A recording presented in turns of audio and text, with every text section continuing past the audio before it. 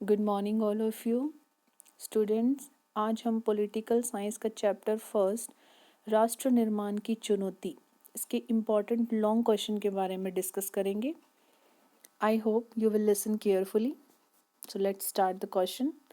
भारत विभाजन से उत्पन्न समस्याओं का वर्णन करें अथवा भारत विभाजन के अच्छे व बुरे परिणामों का वर्णन करें। तो क्वेश्चन क्या है, जब भारत का विभाजन हुआ तो विभाजन के समय कौन कौन सी समस्याएं आई या इसके अच्छे व बुरे कौन कौन से परिणाम थे, इनका वर्णन करें। Answer, first of all students, आप सभी को पता ही है कि भारत को स्वतंत्रता कब मिली थी। 15 अगस्त 1947 को। भारत लगभग 200 वर्ष तक अंग्रेजों का गुलाम रहा था। तो 200 वर्ष की गुलामी के बाद भारत को आज़ादी मिली। इस बीच बहुत सारे आंदोलन चलाए गए थे। तो उन आंदोलनों के बाद अंत में भारत को जीत हासिल हुई। 15 अगस्त 1947 को भारत आज़ाद हुआ। लेकिन आज़ादी से पहले भारत दो भागों, भारत और पाकिस्तान में इसका विभाजन कर दिया गया था। तो इस टाइम पे बहुत सारी समस्याएं आई। वो समस्याएं क्या थी, अब हम उसके बारे में डिस्कस करेंगे। माउंटबेटन की योजना के अनुसार भारत के विभाजन की प्रक्रिया आरंभ हो गई थी। देखो, कहते हैं कि ये प्रक्रिया दिखने में जितनी आसान थी, जितनी सोची गई थी, बट उतनी नहीं थी। ये बहुत ही जटिल थी और जटिल के साथ साथ ये बहुत दर्दनाक भी थी। मात्र 70 दिनों के अंदर, देखो सिर्फ 70 दिनों के अंदर दोनों देशों की सीमाएं निश्चित करना बहुत ही मुश्किल था। तो ये मुश्किल दौर में बहुत सारी समस्याएं आई। तो उसमें से पहली समस्या क्या है, भौगोलिक दूरी की समस्या। विभाजन से उत्पन्न प्रथम समस्या पश्चिमी पाकिस्तान और पूर्वी पाकिस्तान के बीच भौगोलिक दूरी की थी। कैसे? ब्रिटिश भारत में कोई भी एक ऐसा क्षेत्र नहीं था जहां मुस्लिम बहुसंख्यक हो। बहुसंख्यक मतलब उनकी संख्या ज़्यादा हो। सिर्फ दो क्षेत्र ऐसे थे जहां मुस्लिम वर्ग थे, एक तो पूर्वी क्षेत्र था, दूसरा पश्चिमी क्षेत्र था। तो ऐसा कोई तरीका नहीं था कि पूर्व और पश्चिम को आपस में जोड़ दिया जाए। तो अंत में क्या हुआ, दो पाकिस्तान बने। दो पाकिस्तान कैसे? दो पाकिस्तान, पूर्वी व पश्चिमी पाकिस्तान बनाने का निर्णय लिया गया। इन दोनों के बीच का जो भाग था वो भारत कहलाया। तो ये पहली क्या समस्या थी, भौगोलिक समस्या। दूसरी समस्या क्या है, उत्तर पश्चिमी प्रांत की समस्या। विभाजन से उत्पन्न दूसरी समस्या उत्तर पश्चिमी प्रांत की थी।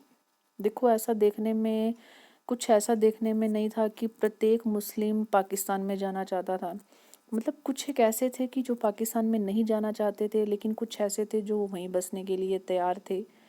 तो खान अब्दुल गफ्फार, ये पश्चिमी सीमा प्रांत के एक नेता थे। इन्होंने एक संस्था बनाई जो 1929 में बनाई। वो संस्था कौन सी थी, खुदाई खिदमतगार, ये एक संस्था बनाई इन्होंने। इस संस्था ने स्वतंत्रता संघर्ष के अंदर बहुत बढ़ चढ़कर भाग लिया। जो खान साहिब थे वो भारत का विभाजन नहीं चाहते थे, लेकिन कांग्रेस ने उनकी इच्छा जाने बिना ही देश का विभाजन स्वीकार कर दिया गया। उनकी इस इच्छा को अनदेखा किया गया। तो ये जो समस्या थी, ये प्रांत की समस्या, ये पश्चिमी सीमा प्रांत को पाकिस्तान में शामिल कर लिया गया। तो ये थी उत्तर पश्चिमी प्रांत की समस्या। तीसरी, गैर मुस्लिम बहुसंख्यक की समस्या। तीसरी समस्या और भी बहुत जटिल थी। यह निश्चित किया गया कि विभाजन में मुस्लिम बहुल प्रांत पाकिस्तान में जाएंगे, लेकिन पंजाब और बंगाल के कुछ एक ऐसे हिस्से थे जिसमें गैर मुस्लिम संख्या बहुत ज़्यादा थी। ऐसे में फैसला हुआ कि दोनों प्रांतों में बंटवारा किसके आधार पर होगा, धार्मिक बहुसंख्या के आधार पर होगा। तो स्वतंत्रता की मध्य रात्रि, मतलब आधी रात तक लोगों को यह पता नहीं था कि उनको कहाँ जाना है, कि उनको भारत में रहना है या पाकिस्तान में जाना है।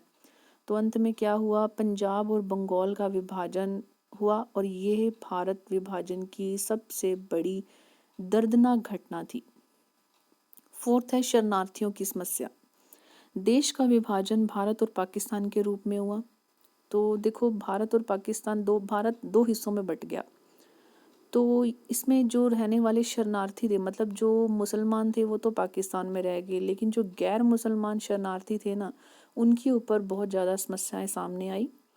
इस समस्या को सुलझाने के लिए बहुत सारे लोगों ने सहयोग भी दिया, लेकिन ये समस्या इतनी जटिल थी कि इसको सुलझाने में देश को बहुत सारे साल लग गए। तो ये अनुमान किया जाता है कि विभाजन के समय मृतकों की संख्या 5 लाख और सीमा पार से आने वाले शरणार्थियों की संख्या 20 लाख के लगभग थी। नेक्स्ट है देशी रियासतों के विलय की समस्या। विलय मतलब उसका खत्म हो जाना। वो ये ठीक है कि देशी रियासतों को भी संविधान सभा में अपने प्रतिनिधि भेजने का अधिकार दिया गया, लेकिन उन्हें ये छूट भी दी गई कि वो अच्छे रिलेशंस बनाए ब्रिटेन के साथ। भारतीय संघ में शामिल हो या ना हो, या फिर वो पाकिस्तान में, मतलब उनको ये छूट दी गई कि वो कौन से क्षेत्र में शामिल हो सकते हैं। इस छूट से बहुत बड़ी हानि हुई, जिससे भारत छोटे छोटे भागों में बंट गया और देश में राष्ट्रीय एकता खतरे में पड़ गई। नेक्स्ट है प्रशासनिक और आर्थिक कठिनाइयाँ। नेक्स्ट समस्या क्या थी, इसमें बहुत सारी आर्थिक तौर से कठिनाइयाँ आई थी कि कैबिनेट मिशन ने पाकिस्तान की मांग को अस्वीकार किया। इसके बारे में उन्होंने कुछ दलीलें पेश की। उन्होंने क्या कहा, बंटवारे का मतलब क्या होगा, सेना का बंटवारा, मतलब उन्होंने हर तरीके से बंटवारा चाहा। सेना का बंटवारा, प्रशासनिक अधिकारियों का बंटवारा, डाक तार टेलीफोन का बंटवारा, रेलवे लाइन का बंटवारा, तो मतलब उन्होंने हर तरह से बंटवारे की डिमांड की। नेक्स्ट क्या है, धर्मनिरपेक्षता की समस्या।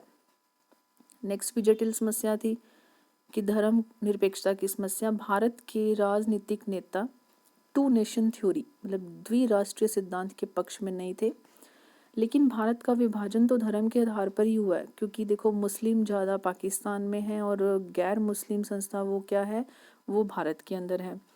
लेकिन विभाजन के समय अधिकतर मुस्लिम जो थे वो पाकिस्तान चले गए, लेकिन फिर भी इसके बावजूद भारत के अंदर भी कम से कम 12% जो मुस्लिम हैं वो आज भी हैं।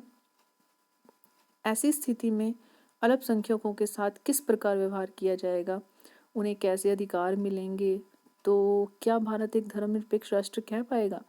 देखो ये क्वेश्चन आज भी हमारे सामने आते हैं, क्योंकि भारत की जनसंख्या के अंदर भी 12% मुस्लिम अभी भी हैं। तो वो कहते हैं कि क्या उनके साथ अच्छा व्यवहार होगा या नहीं होगा, उनके लिए क्या क्या समस्याएं सामने आएंगी।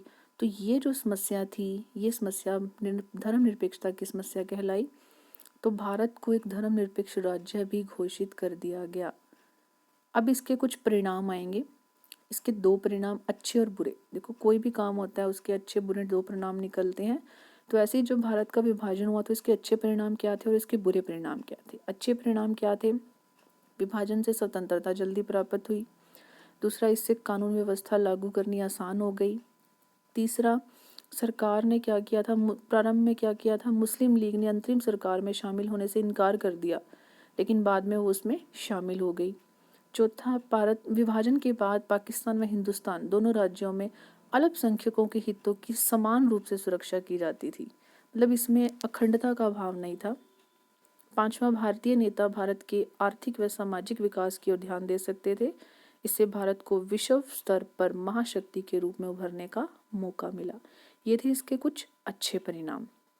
अब इसके बुरे परिणाम क्या थे। देखो भारत का विभाजन कम्युनिज्म सांप्रदायिकता के आधार पर हुआ था, जिससे भारत की सामाजिक और राष्ट्रीय एकता को आघात पहुंचा। देखो इससे राष्ट्रीय एकता में हानि हुई। और इसमें क्या किया जाता था, दूसरा पॉइंट, कि भारत विभाजन राष्ट्रीयता के आधार पर न होकर धर्म के आधार पर किया गया। मतलब इसका जो बंटवारा था वो एकता के अपनेपन की भावना विकसित नहीं हो पाई इसमें, क्योंकि इसका जो बंटवारा वो धर्म के आधार पर किया गया, मुस्लिम और हिंदू के आधार पर किया गया। तीसरा, जब इसका विभाजन हुआ तो इसके अंदर एक समस्या, भौगोलिक समस्या आई थी। वो इसकी दूरी को बराबर नहीं कर पाए, दोनों हिस्सों के अंदर इसकी जो दूरी थी वो बराबर नहीं कर पाए। नेक्स्ट क्या था कि भारत विभाजन से पहले ही दोनों देशों के बंटने वाले इलाकों में हिंदू मुस्लिम एक दूसरे पर ये भड़क उठे, जिससे हजारों लोगों की जानें चली गई। तो ये थी इसके बुरे परिणाम। तो बेटा ये क्वेश्चन कंप्लीट हो गया।